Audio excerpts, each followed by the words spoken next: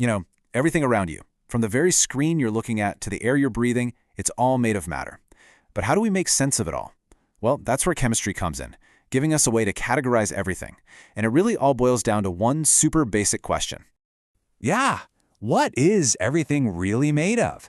I mean, if you could zoom in, like way, way in, past all the stuff you can see, what would you find at the very bottom? The answer starts with the simplest building blocks in the entire universe. And those fundamental, those core building blocks, we call them elements. They are the absolute purest substances you can get. They are literally the ingredients for everything else. Okay, so here's the most important thing to remember. An element is basically the end of the line. You just can't break it down into anything simpler using chemistry. Why? Because every single atom inside it is exactly the same type. It's kind of like having a bag that's filled with only red Lego bricks. No matter how you stack them or arrange them, you're still just working with red bricks. All right, now this is where it gets pretty cool. Elements can show up in a couple of different ways. Some of them, like the noble gas argon right here, are totally happy just being individual, free-floating atoms. Think of them as the lone wolves of the periodic table. But then you've got others, like the oxygen we're all breathing right now, or this chlorine here. They like to pair up and bond together. Now, here's the trick. Don't let that fool you. As long as all the atoms are the exact same type, like two chlorines bonded together or two oxygens, it is still 100% an element. We just have a fancy name for them, diatomic molecules. So what happens when these different elements decide they don't want to be alone anymore? Well, they react. And when different types of elements join forces and create a chemical bond, that's when we get something completely new.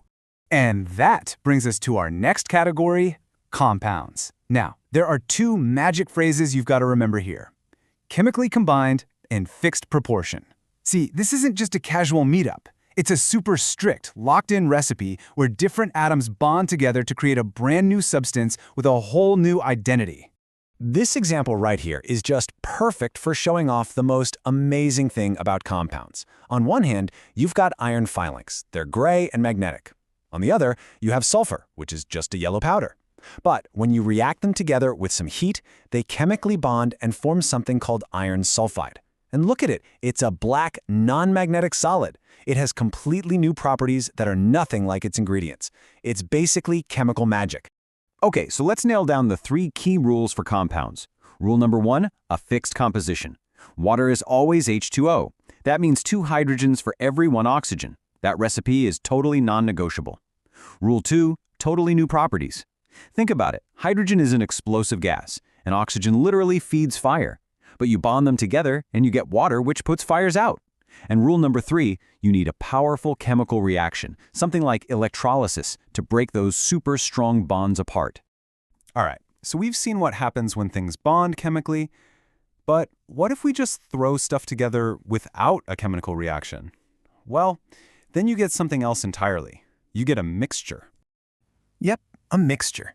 The easiest way to think about it is like this. It's just different substances hanging out in the same space. They're sharing a room, but they're not holding hands.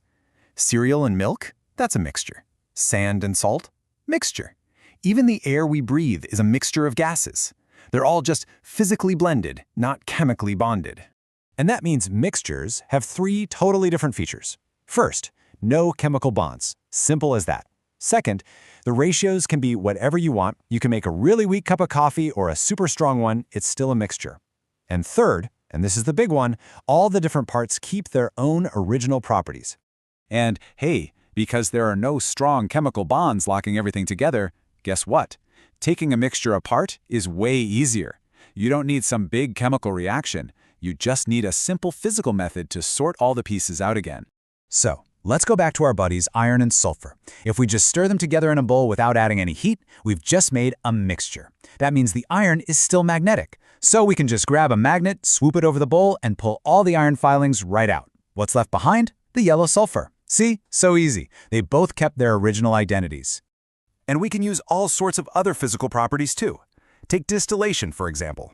This is great for separating liquids that have different boiling points. So if you have salt water, you can just boil it, capture the steam, which is pure water, and you'll leave all the salt behind. Or how about filtration? This one's super straightforward. If you've got something like sand mixed in water, you just pour it through a filter. The paper catches all the solid sand particles, and the liquid water flows right on through. Simple, but really effective. Okay, so we've gone through the 3 big categories of matter. Let's wrap this all up and bring it together in one final, super clear comparison that's going to lock it all in for you. Seriously, if you are studying for any kind of science test, this next slide is pure gold. I mean it. Get that screenshot button ready. Okay, let's break this down row by row. First up, composition. An element, pure. Just one type of atom, that's it. A compound, that's different atoms chemically bonded together. And a mixture is just a physical jumble of different stuff. All right, next, properties. This one is so important. A compound's properties are brand new, totally different from what it's made of. But in a mixture, everything just keeps its original identity. Now, what about separation? Well, you can't split an element. You need a big chemical reaction to break a compound. But a mixture? Oh, you can pull that apart with simple physical methods. And finally, the ratio. Compounds have a fixed, unchangeable recipe, like H2O. But with a mixture, hey, you can use any ratio you want.